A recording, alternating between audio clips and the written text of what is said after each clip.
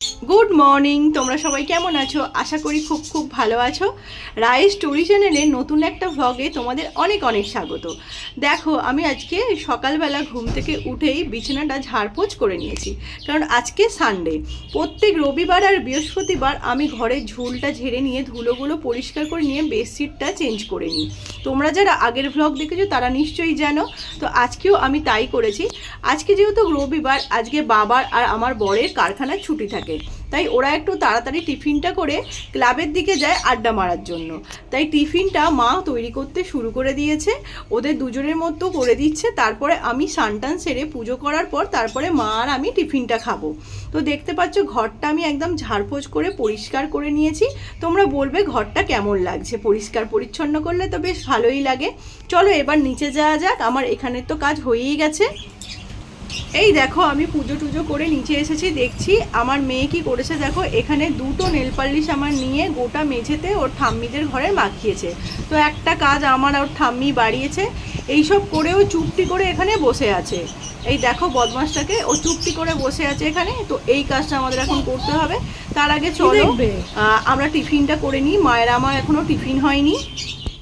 এই দেখো রান্নাঘরে আমি চলে এসেছি। মায়ের আর আমার এগরোল বানিয়ে নিয়েছি। তো মায়ের এগরোলটা মাকে করে দিয়েছি।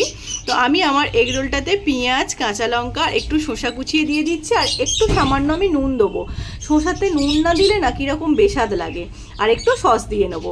আর কেন আমি বলেছি আজকে বেশ একটু বড়লোক ফিলিং হচ্ছে, কেন বলো তো? আমি দেখি সমস্ত মুভিতে, সিরিয়ালে, যে বড়লোক যারা হয় তাদের সকালবেলা ব্রেকফাস্টের টেবিলে অনেক কিছু ভ্যারাইটিস থাকে। ব্রেড থাকে, ডিম সেদ্ধ থাকে, তারপরে নানা রকমের ফল থাকে, ফ্রুট জুস থাকে। তো সেই কারণে আজকে আমি বলেছি বড়লোক ফিলিং হচ্ছে। দেখতে পাচ্ছ আমি এগরোলের সাথে একটু ফ্রুট জুস নিয়েছি। তো ফ্রুট জুসটা থাকলেই না আমার একটু মুভি, সিরিয়ালে বেশ দেখায় বড়লোকেরা ব্রেকফাস্টে এই সবগুলো খায়, সেই রকম ফিলিং হচ্ছে। তো সেই কারণেই আমি বলেছি যে আমাদের মধ্যবিত্তদের ঘরে সাধারণত কি হয়, একটু মুড়ি তরকারি হয়, বা একটু ডিম টোস্ট হলো, বা একটু চাউমিন হলো, সচরাচর এইসবই হয়, বা একটু রুটি তরকারি হলো। তো সেই কারণেই ঠিক বলেছি না বলো? তো চলো এবার এসব খাওয়া দাওয়া করে নিই। খাওয়া দাওয়া করে দেখতে পাচ্ছ রান্নাঘরে আমি এসে অনেকক্ষণ ধরে সব কিছু কোটাকুটি করে নিয়েছি, কারণ মাটন কষা হবে। আমাদের প্রত্যেক রবিবারই মাটন কষা হয়। আর এখানে আমি আম, কুমড়ো আর একটু মাছের ডিম এনেছি আমার বর, সেটা দিয়ে একটু টক করব। আর দেখতে পাচ্ছ আমি খাসির মাংসের জন্য 2 কুচো পেঁপে রেখেছি। যেহেতু বাবার সুগার আছে, বাবা আলু খায় না, তাই পেঁপেটা দিয়ে বাবা খাবে। আর এখানে আমি কলমি শাকটা ভালো করে ধুয়ে জলে ডুবিয়ে রেখেছি, যাতে বালিগুলো সব পড়ে যায়। আমি এটা একটু বেশি করে পেঁয়াজ দিয়ে ভাজবো। আর এখানে 2 পিস মাছের পেটি আছে, এটা আমার মেয়ে আর মা ঝোল করে খাবে। মা যেহেতু মাংস কোনো রকম খায় না। এখানে চাল তোলাই আছে। আর আমি প্রেসারে মাংসটা হুইসেল দিয়ে রেখে দিয়েছি। তারপর আমি এবার কষিয়ে মাংসটা রেডি করব। তো চলো আমি রান্না বান্না করে নিই। আজকে তো সানডে, বিকেলবেলার দিকে একটু ঘুরতে যাব, আর কিছু আমার শপিং করারও আছে। এই দেখো এখন বাজে হচ্ছে 6টা। তো আমরা এখন যাচ্ছি একটু মার্কেটের দিকে। আমি মার্কেটের দিকে আজকে যাব, বিকজ আমার মেয়ের আর আমার বরের দুজনকে দুটো ড্রেস কিনে দেওয়ার জন্য। তো ওর আর ওর পাপার সামনেই বার্থডে আসছে, সেই কারণে আমার তরফ থেকে ওদের দুজনকে দুটো ড্রেস কিনে দেবো। তো চলো এখন মার্কেটে যাওয়া যাক। তো আমার এটা জমানো কিছু পয়সা থেকেই ওদেরকে এই গিফটগুলো দেবো। তো তারপরে দেখা যায় বার্থডে কীভাবে সেলিব্রেশন করা যায়, ঘরোয়াভাবেই করা হবে।